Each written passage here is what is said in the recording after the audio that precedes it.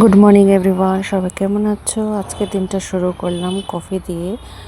তো কফিটা খুবই সুন্দরভাবে বানিয়ে নিয়েছি। কফি খেতে খেতে এখানে আগের দিনের একটা স্লাইস রুটি ছিল, ওটাতে জ্যাম লাগিয়ে খেয়ে নিয়েছি। আর এদিক দিয়ে খেতে খেতে চাল ধুয়ে নিচ্ছি।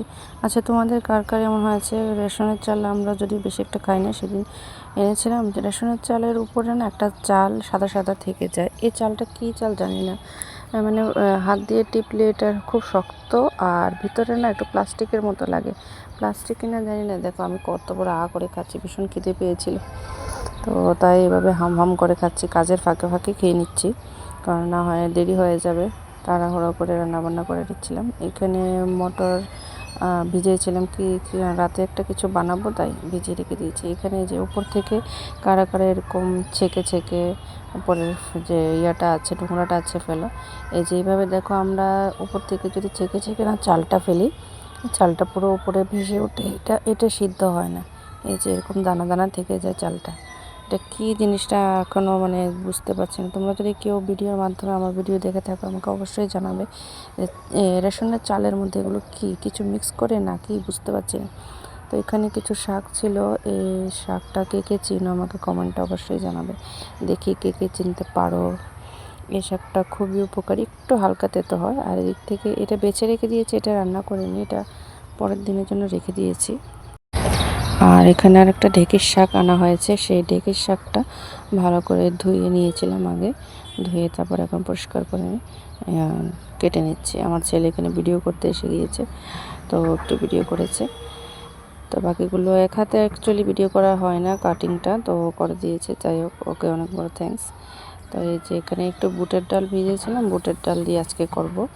সিমের বিচি, বুটের ডাল, নারকেল, আর মানে যে বিভিন্ন ধরনের অনেকে শুটকি দিয়েও করে দেখলাম একদিন, যদিও বা আমরা কোনো দিন শুটকি দিয়ে ট্রাই করিনি, একবার ট্রাই করবো। এখানে তিত করলা কেটে আগে থেকে নুন হলুদের মধ্যে ভিজিয়ে রেখে দিয়েছিলাম, যাতে তিতা ভাবটা চলে যায়।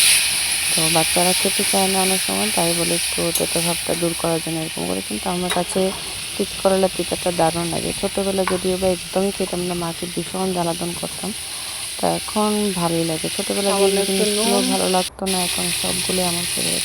আগে ডাঁটা, চাল কুমড়ো, এসব কিছুই ভালো লাগতো না। এখন এগুলো সব আমার কাছে খুব ভালো। লাল শাক এবার একদমই খেতাম না। তো যাই হোক, এখানে ঢাকনা দিয়ে দিলাম।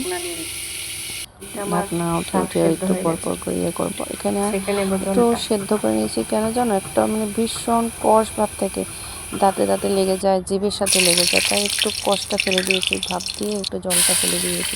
না হয় না এখন ঢেঁকির শাক আর আগের মতো নেই। আগে আমরা মা বাবাকে দেখতাম সেদ্ধ না করে ডাইরেক্টলি সম্বাদ দিয়ে করে নিত, তেমন একটা কষ মানে লাগতো না। এখন কেন এরকম লাগে জানি না, কি কারণটা জানি না। তো যাই হোক, এখানে আলু টুমটুম করে কেটে রেখেছিলাম, এগুলো তেল দিয়ে রসুন সম্বার দিয়েছি, শুকনো লঙ্কা দিয়ে নুন হলুদ দিয়ে আলুটা ভেজে নিচ্ছি।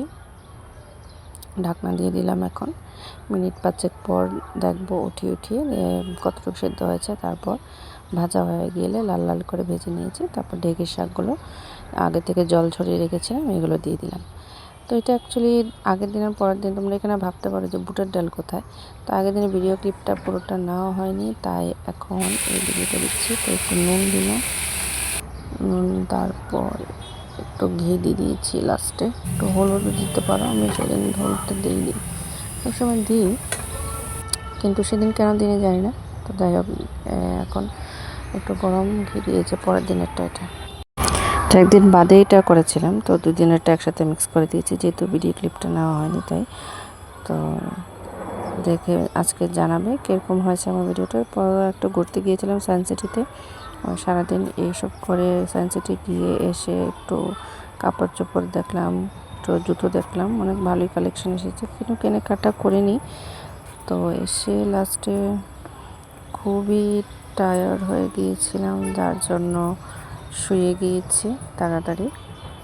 তো ভিডিওটা কেমন লেগেছে অবশ্যই জানাবে। একটু ভুল ত্রুটি হয়েছে জানি, আমরা তো এক্সপার্ট না, তাও চেষ্টা করি সুন্দর করে করা, তারপরেও হয় না। ব্যস্তময় জীবন, ব্যস্ততার মধ্যেই ফাঁকে ফাঁকে ভিডিও বানাই, তাই অনেক নয়েজ, অনেক কিছু দেখা যায়, এডিট ফিডিট সেরকমভাবে করতে পারি না। এগুলোর জন্য একান্ত শান্ত জায়গা, শান্ত পরিবেশের প্রয়োজন হয়। আমি সবসময় ব্যস্ততার মধ্যে থাকি বাচ্চা কাচ্চা নিয়ে। এই যে সবগুলো জুতো একটু একটু ট্রাই করে দেখছিলাম। মানে আমার ব্ল্যাক জুতো না এত ফেভারিট, জানি না কারণ মানে ধরে ধরে শুধু ব্ল্যাকের মধ্যেই যাচ্ছি বারবার। তো যাই হোক, আজকের মতো এখানে টাটা, বিদায় নিচ্ছি। দেখা হবে পরবর্তী কোনো নতুন ভিডিও বা ব্লগ নিয়ে। Thanks for watching everyone. সবাই অনেক অনেক ভালোবাসা।